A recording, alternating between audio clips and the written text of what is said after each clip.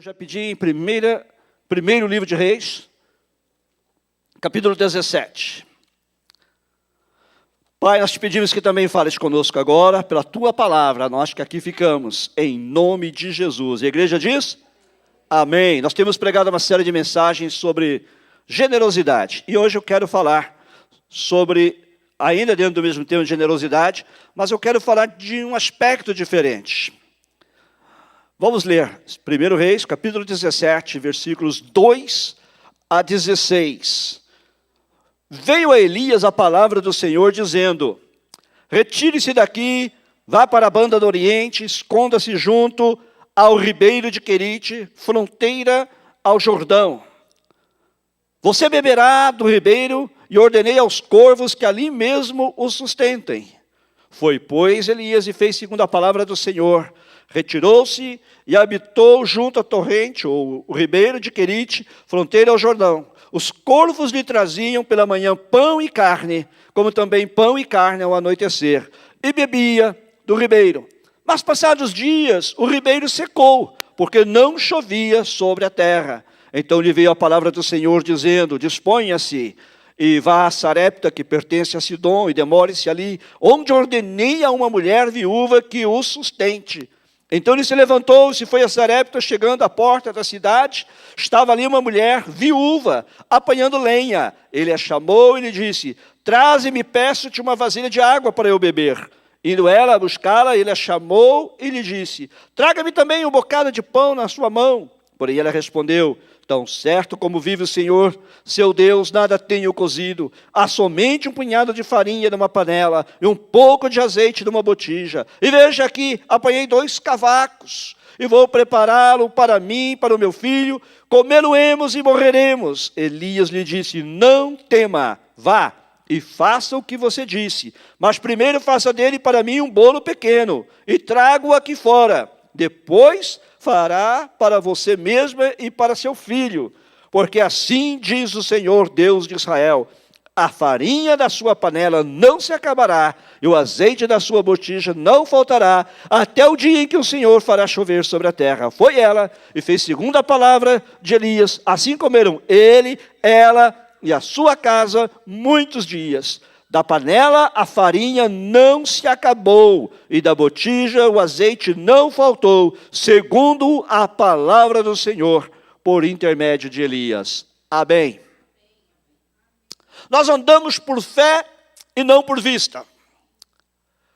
Deus chamou o profeta Elias, foi um profeta no reino do norte, reino de Israel, e lhe disse que viria chuva. Não viria chuva por 7 anos. Não haveria chuva, o orvalho também não cairia sobre a terra. Seriam 7 anos de muito sofrimento, de uma seca terrível, devastadora. E Deus disse a Elias: quanto a você, vá lá para o ribeiro de Querite, fique ali. Ali você terá água, porque se trata de um ribeiro, e eu darei ordem a corvos para que tragam alimento para você. E diz a Bíblia que todos os dias, de manhã e à tarde, os corvos traziam carne e pão para Elias. E assim ele se alimentava.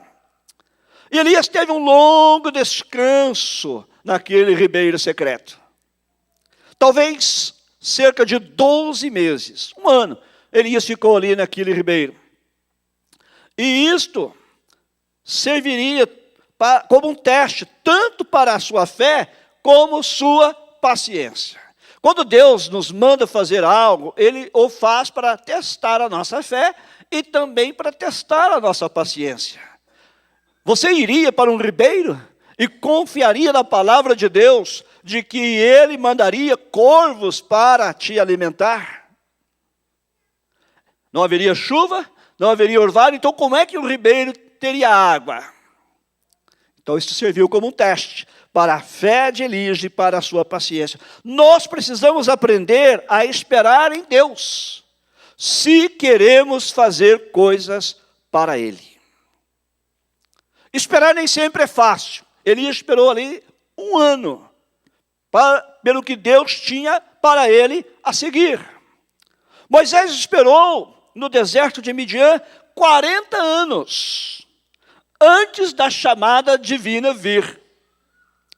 Mas o que ele poderia ter feito para salvar Israel antes disso? Teve que esperar 40 anos. E finalmente veio a palavra de Deus a ele, dizendo: agora você desça ao Egito e tira meu povo que está lá, sofrendo há 400 anos, nas mãos de Faraó, e o conduza para a terra que eu lhe mostrarei. A terra dos seus antepassados.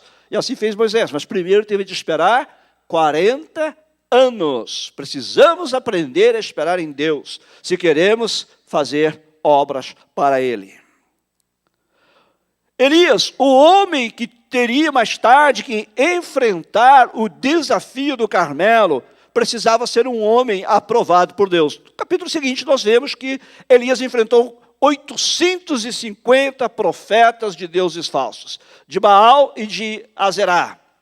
Mas ele precisava ser primeiro aprovado por Deus.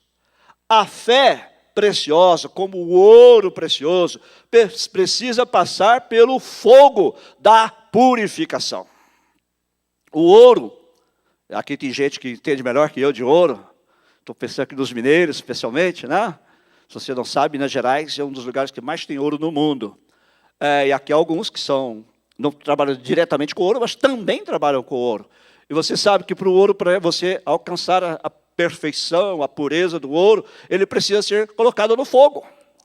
Assim também é a nossa fé. A Bíblia diz que a nossa fé é preciosa e por isso ela precisa ser provada pelo fogo purificador. Não é fácil, mas é a única maneira de você crescer na fé, a única maneira de você ter uma fé forte é através do fogo da purificação. E que fogo é este?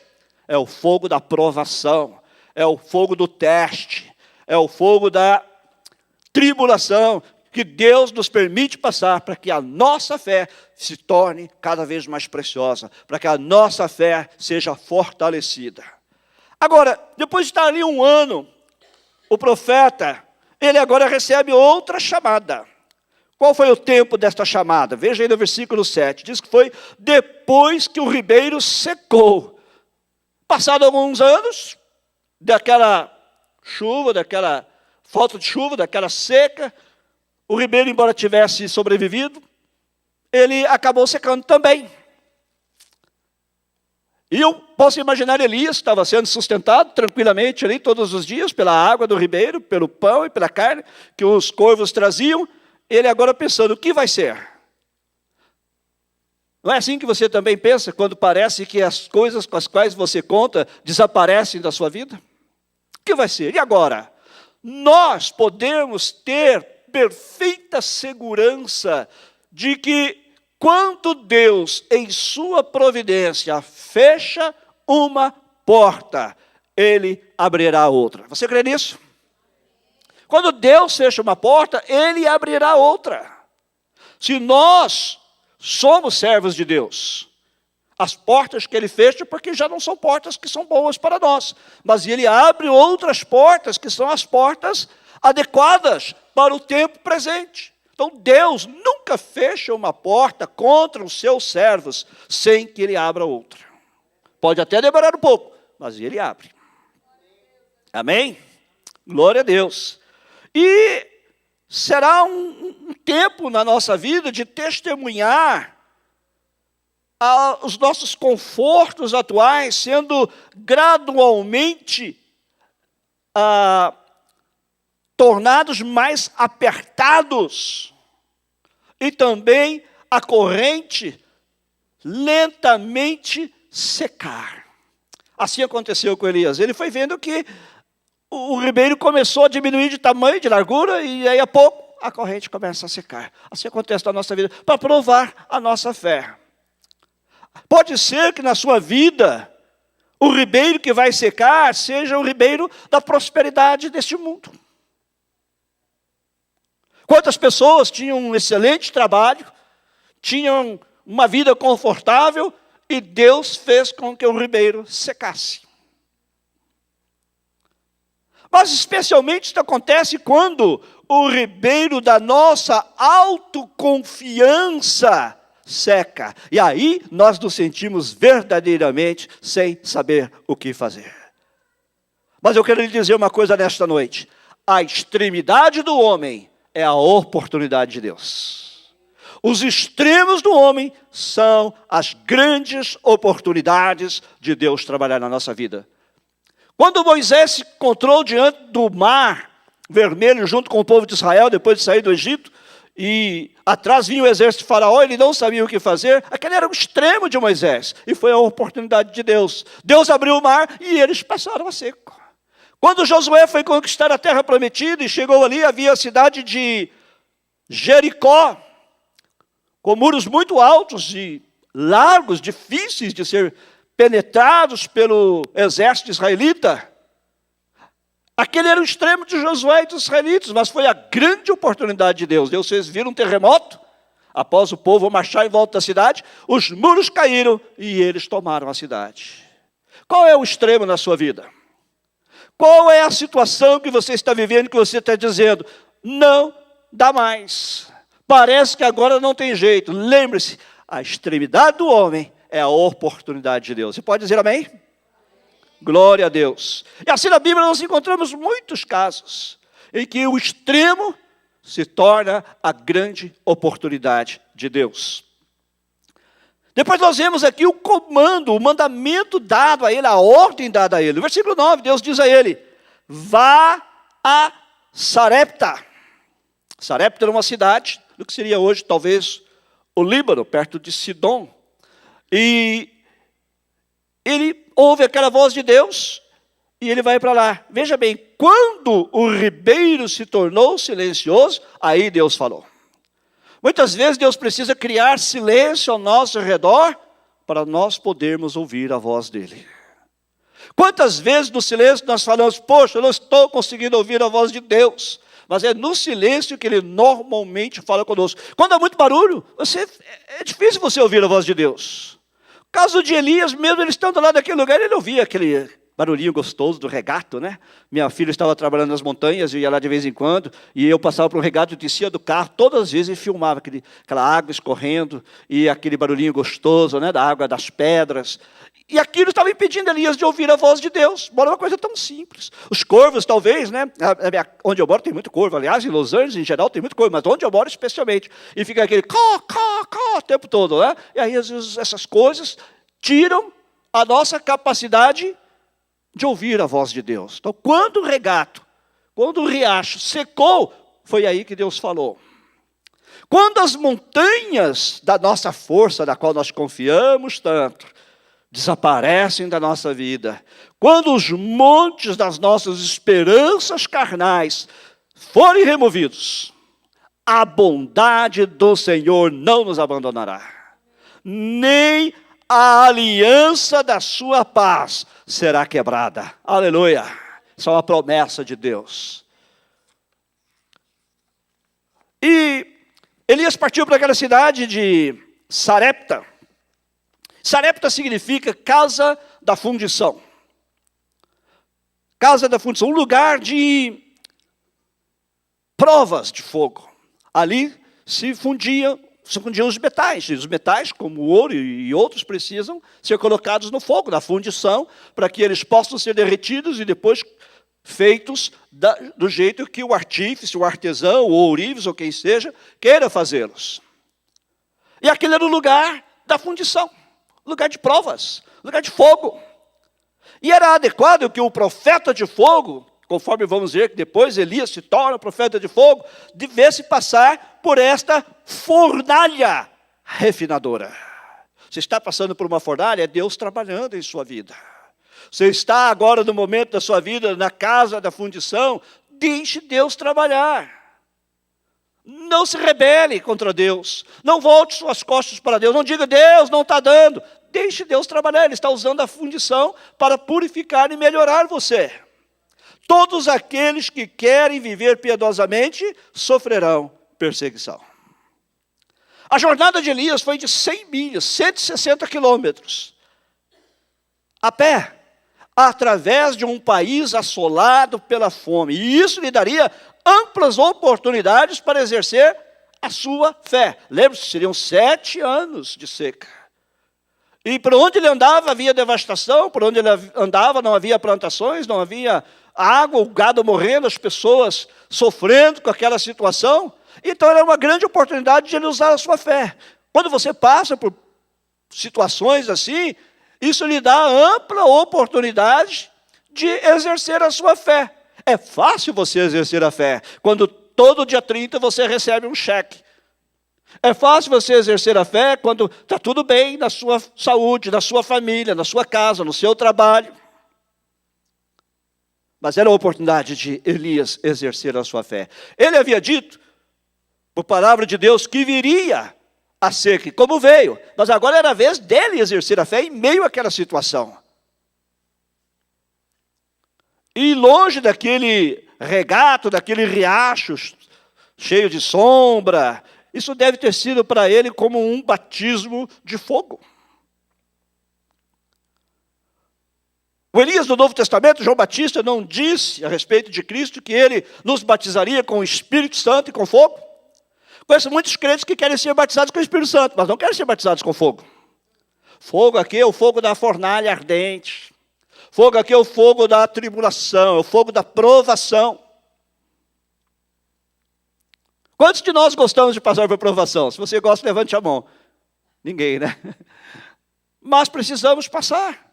E foi a vez de Elias passar pela tribulação, pela provação, que depois de ter sido alimentado tão abundantemente por Deus naquele período, ele agora vai passar pelo país, vai ver o que está acontecendo, e ele também vai sofrer consequências.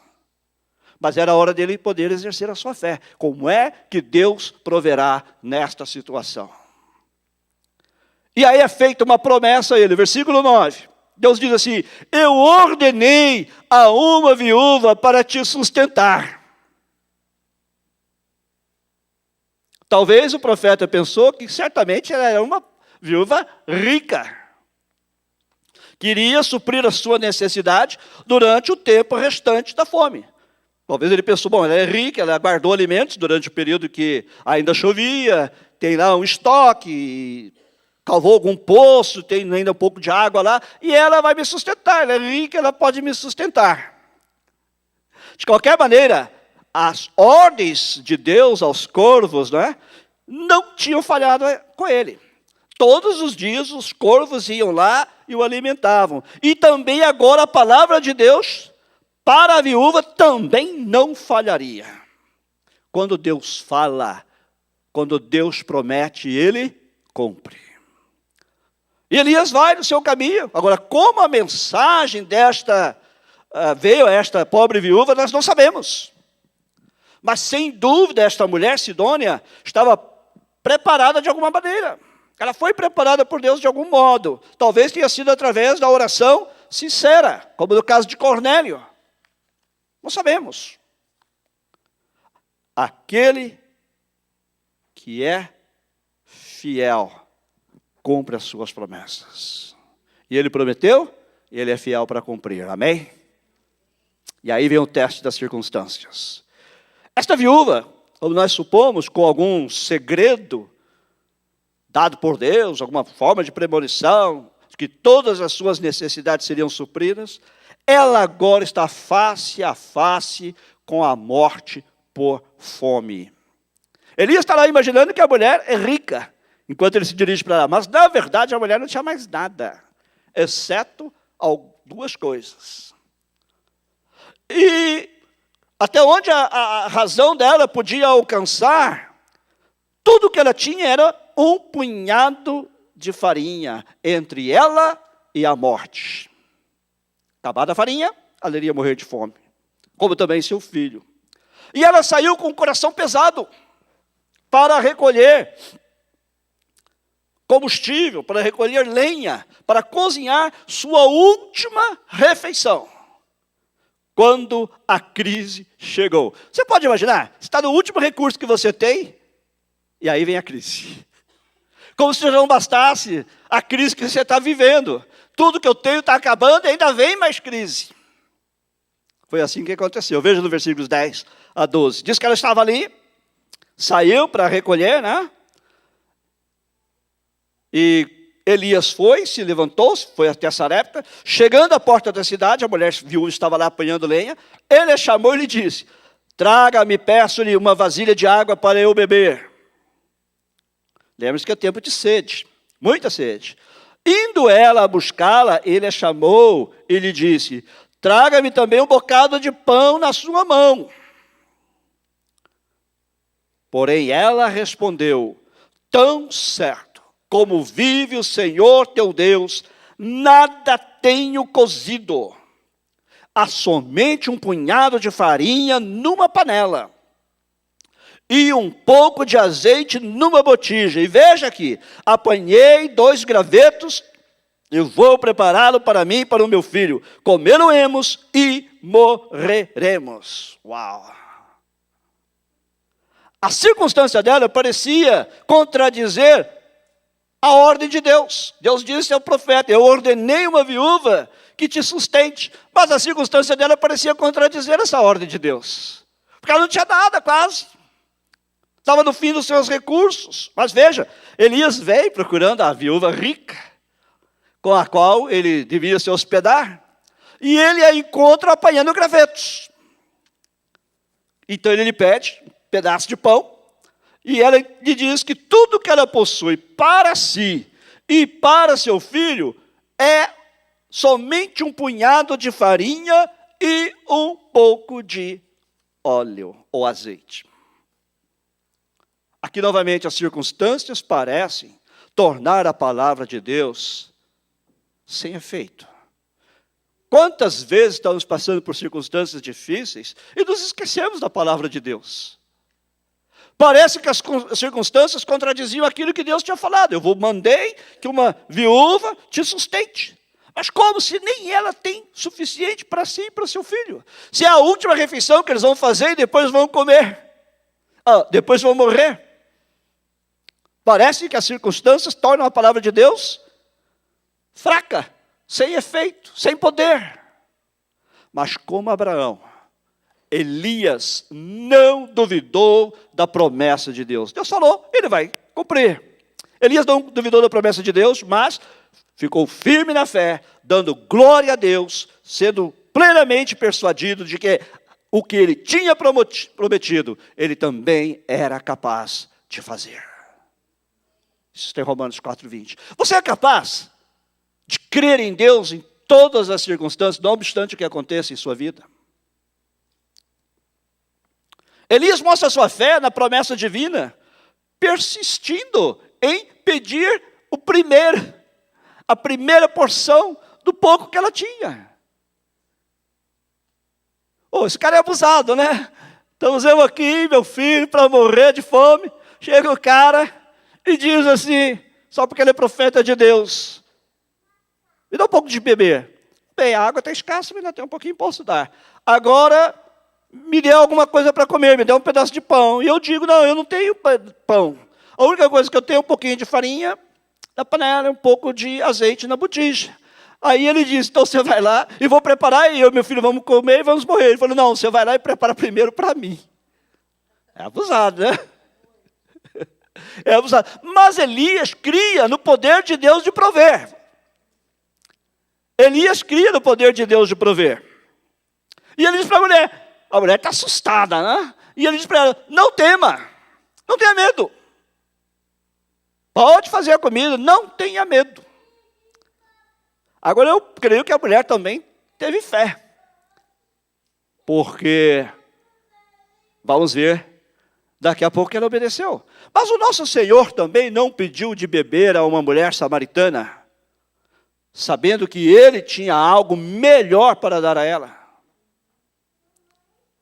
Uma bênção que, como no caso da viúva, nunca secaria, nunca acabaria. Elias falou para ela assim, olha, vai lá, faz lá o bolinho que você ia fazer com esse restinho de farinha que sobrou, com esse azeite,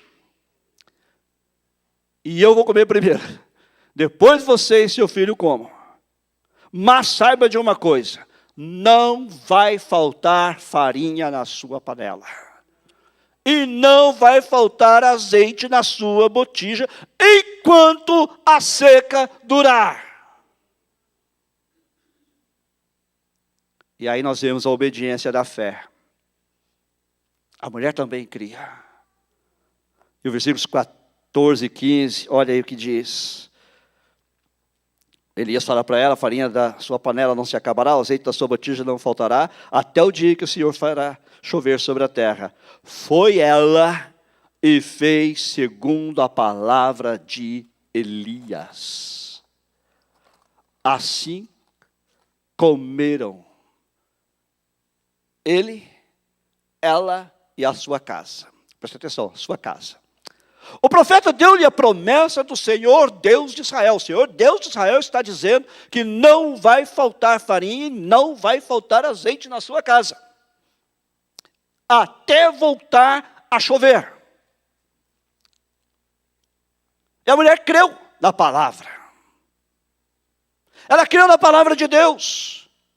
E ela pegou o que parecia ser sua última refeição, seu último punhado de farinha, e mesmo com uma alma faminta, eu diria um estômago faminto, como eu estou já ficando agora, ela preparou o que ela tinha para Elias. Ela preparou para Elias. Você crê na palavra de Deus? No momento da dificuldade, Deus fala, você crê na palavra de Deus, e se Deus lhe pede o seu último recurso, você o entrega? Ou você fala: não, isso aqui eu não posso dar, Senhor. Isso aqui é o último recurso que eu tenho. Isso aqui é a última porção que eu tenho. É a última porção de farinha. É o último azeite que tem na minha botija. Está difícil, Senhor, eu não posso entregar. Como é que eu vou fazer isso? Eu e meu filho morreremos. Quando Deus promete, Ele cumpre. E ela praticamente deu tudo o que ela tinha, por ordem de Deus. E ela se lançou inteiramente na promessa de Deus. Ela não tinha mais nada, só a palavra de Deus. Mas ela confiou. Ela confiou que o que Deus disse era verdade. Porque Deus é um Deus verdadeiro. E ela confiou que se Deus disse, é porque iria acontecer. É muito difícil você crer quando você só tem um punhado de farinha e o restinho de azeite, que Deus vai prover para você e os seus, até que a chuva volte. Ela não tinha nenhum precedente, nem exemplo para tal ato e para tal esperança. Não havia ninguém que tinha feito algo assim antes. Não havia ninguém que antes havia dado o seu último recurso, o qual ela pudesse se espelhar e dizer: realmente, fulano fez isso, Poliana fez isso, então eu confio porque Deus fez na vida dela. Ela não tinha precedente, ela não tinha exemplo, mas ela tinha fé na palavra de Deus. E ela tinha fé no poder de Deus. Fé na palavra e fé no poder de Deus. Bem-aventurados são aqueles que não viram, mas creram. Ela não viu, ela creu. Você precisa crer para você ver. Tem gente que diz: eu só creio se eu ver. O famoso teste de São Tomé. Né? Aquele discípulo de Jesus falou: eu só creio que Jesus ressuscitou se eu ouvir. E se eu puder tocar nele. Mas esta mulher foi o contrário. Ela creu sem ver. E ela entregou a última refeição que ela e seu filho tinham. Você crê no poder de Deus? Que Ele pode suprir mesmo quando parece não haver mais nenhum recurso? Você crê naquilo que Deus diz na sua palavra? Que Ele promete suprir todas as nossas necessidades, segundo as suas riquezas em glória por Cristo Jesus, nosso Senhor? Foi isso que aconteceu. Ela tinha fé na palavra e no poder de Deus. E aí veio o cumprimento da promessa. Ela entregou a comida ao profeta Elias. E ele comeu. Mas ele havia dito: se você fizer o que Deus manda você fazer, não faltará farinha e não faltará azeite, até que venha a chuva. E olha aí no versículo 16. Da panela a farinha não se acabou, e da botija o azeite não faltou, segundo a palavra do Senhor. Elias foi só um instrumento, mas quem estava falando era Deus. Preste atenção. O versículo anterior diz que comeram ele, profeta, ela e sua casa. O que dá a entender que ela não tinha só o filho, ela também tinha outras pessoas na sua residência. É o que em inglês se chama household. É mais do que uma família, são todas as pessoas que vivem dentro de uma casa. Isso era comum nos tempos antigos. Quando Josué diz, eu e a minha casa serviremos ao Senhor, é mais do que só ele e a família, são todos os que vivem ali, a família estendida, servos, empregados, etc. Aqui diz que comeram o profeta, ela e a sua casa. Ou seja, várias pessoas comeram. E não faltou, não se acabou. Nem a farinha, nem o azeite. Enquanto durou a seca. Assim, por talvez cerca de 1 ano ou mais, eles comeram pão. Dia após dia. Que era dado miraculosamente, milagrosamente a eles. Que coisa tremenda. Que coisa tremenda. Verdadeiramente a vida deles foi uma vida de fé na promessa de Deus. Deus falou, Ele prometeu, eu creio, isso basta. Mas vem os amigos e dizem, não é bem assim. É assim, se Deus falou, Ele vai cumprir, amém? Se Deus falou, é verdade. E ela experimentou esta realidade na sua vida e da sua família.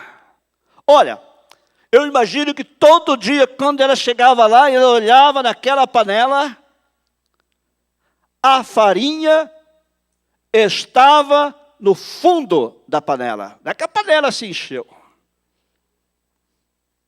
Estava no fundo, mas nunca acabava. Tirava e nunca acabava. E da mesma maneira, ela ia lá olhar o azeite, tinha só aquele pouquinho. Mas ela colocava na comida e nunca acabava. Olha que coisa interessante. Deus falou, vou multiplicar. Em outras ocasiões, Deus fez isso. Jesus multiplicou pães. 5 pães, 2 peixinhos para milhares de pessoas. Tornaram-se milhares de peixes, milhares de pães. Mas não neste caso. Continuou lá aquele pouquinho. Porém, nunca faltou. Nunca faltou. E ali todos os dias eles podiam comer. Todos os dias eles podiam se alimentar. Até que viesse de novo a chuva. Eu quero concluir dizendo o seguinte. Aqueles que creem totalmente em Deus, descobrirão que Deus é totalmente verdadeiro. Aqueles que creem totalmente em Deus, descobrirão que Deus é totalmente verdadeiro. Jesus disse assim, eu não te disse que se tu creres, tu verás a glória de Deus. Você crê? Você crê? Mas pastor, o que isso tem a ver com generosidade? Tudo. Ela deu tudo. Ela deu o último recurso que ela tinha, ela foi generosa. E Deus honrou a fé e a generosidade dela. Baixe sua cabeça um instantinho, feche seus olhos. Olhe para a sua vida. Você está entregando tudo que você tem, mesmo que seja pouquíssimo, como aquela mulher, a Deus? Para que Ele possa multiplicar, e não necessariamente transformar em muito, mas para que Ele possa multiplicar para que nunca falte. É uma questão de fé. Quem confia totalmente em Deus, descobre que Deus é totalmente verdadeiro. Aquilo que Ele fala, Ele faz. Qual é a sua necessidade? Qual é a farinha que está acabando na sua vida? Qual é o azeite que está começando a parecer que vai faltar? Quais são as decisões que você tem que tomar? Quais são as situações de aperto em que você tem que exercer a sua fé? Coloque agora à disposição de Deus. Faça como aquela mulher. Está aqui, primeira parte tua, Senhor. Eu não sei como é que eu e os demais vamos nos alimentar, mas está aqui. Eu entrego, porque eu confio totalmente em Ti. Senhor nosso Deus, Tua palavra nos diz que primeiro Elias teve que exercer fé. Ao andar por aquele país assolado pela fome, ele teve que confiar que o Senhor supriria as necessidades dele. E o Senhor falou com ele que supriria através de uma viúva. Ele talvez pensou que era uma viúva rica, mas na verdade era uma mulher muito pobre, que já estava quase à beira da morte, por falta de alimento. Mas o Senhor proveu de forma tremenda para ele, o profeta, para ela, para seu filho e para a sua casa. O Senhor transformou de tal maneira que nunca, diz a tua palavra, se acabou a farinha da panela e nem o azeite da botija. O profeta confiou em ti, ele creu, mas a mulher também creu, ela também confiou. E ela foi generosa, dando o último recurso que ela tinha. Senhor, que cada pessoa que esteja aqui nesta noite possa entregar a ti aquilo que tem na mão. Seja muito, seja pouco. E dizer, Senhor, está aqui. Está às tuas ordens, está ao teu serviço. Pode parecer que vai me faltar, mas eu confio que tu vais suprir. Eu confio que o Senhor está me testando. Estou na fornalha de fogo ardente, de fogo refinador, de fogo purificador. Mas eu vou sair vitorioso, porque tu és fiel. Eu não sei qual é a situação, mas entrega agora nas mãos do Senhor. Entrega nas mãos do Senhor. E se você talvez queira ter uma oração especial, eu vou convidar você, fica à vontade, venha aqui à frente, nós vamos orar. Vou pedir que o Elias e a Lourdinha venham aqui. E nós vamos orar por aqueles que desejarem uma oração pessoal, específica. Pode vir aqui à frente. Se você deseja, vem aqui, pode levantar-se, não tenha vergonha, nós estamos em família. Entrega ao Senhor a sua situação, vamos todos colocar em pé. Entrega ao Senhor essa situação que você está vivendo, essa carestia aparente, esta necessidade que é tão grande, tão gritante. Entrega a Ele agora, confie nele, faça como a mulher. É minha última refeição, é meu último recurso, mas eu quero entregar ao Senhor nesse momento. Seja generoso também com o seu recurso, colocando nas mãos de Deus, para que Ele possa usar da maneira que Ele quiser. Para que o Evangelho seja pregado, para que os pobres sejam alimentados. Ontem à noite, um grupo da nossa igreja, aparentemente não tão grande, foi lá no Ronald McDonald House alimentar crianças e suas famílias. Graças à generosidade de muitos irmãos aqui, que colaboram também fielmente, para que aquelas crianças possam ter uma refeição decente, para que as suas famílias possam ser alimentadas, para que elas possam também ser tocadas pelo amor de Deus. Coloque seus recursos. Recurso de dinheiro, recurso de tempo, recurso de talento. Não importa a quantidade. Como eu disse, não importa se é muito, se é pouco. Coloque nas mãos de Deus agora. E coloque a sua necessidade. Diz, Deus, diga, Deus, esta é a minha necessidade. Isto é o que eu preciso. Mas eu quero entregar a Ti neste momento. Confio em Ti. Vamos orar. Senhor nosso Deus, nós já oramos de um modo geral, mas agora queremos orar especificamente por estas pessoas que vêm aqui ao altar, reconhecendo que estão passando um momento de provação, como Elias e como aquela mulher. Talvez a vida de muitos, a seca, se não seca material, mas seca espiritual, seca emocional, e alguns também seca financeira, seca material. Talvez seja algum problema na família, nós sabemos. Mas essas pessoas estão aqui porque confiam em Ti, Senhor. Confiam em Ti e elas querem colocar seus recursos agora nas Tuas mãos. Elas estão, Senhor, entregando o último punhado de farinha que elas têm. Elas estão entregando a última medida de azeite que elas têm. Porque elas confiam em Ti. E apesar da dificuldade que estão passando, elas querem ser generosas, Senhor. Elas querem também ser canais de bênçãos para abençoar a outros. Abençoa-as, portanto, Senhor. Cada uma das Tuas filhas que aqui está, cada um dos Teus filhos, Senhor. Cada necessidade, visita agora, Senhor. Traz, Senhor, como o Senhor fez, através de Elias, provendo para ele, provendo para aquela mulher e provendo também para a casa dela. Senhor, que cada um coloque agora esse punhado nas Tuas mãos. E esse pouco nas Tuas mãos. E faz, Senhor, com que nunca falte nas suas vidas. Faz com que nunca falte, Senhor, a farinha da panela. Faz, Senhor, com que nunca falte o azeite da botija. Não importa, Senhor, se de uma maneira literal, se de uma maneira figurada. Trazendo, Senhor, também a Tua graça, o Teu conforto aos corações nesta noite, Senhor. Renovando, Senhor, a alegria da Tua salvação. Ajudando cada um, Senhor, a confiar inteiramente em Ti. Na Tua provisão, na Tua graça soberana, Senhor. Porque aquilo que Tu prometes, Tu cumpres. Porque Tu és um Deus de palavra.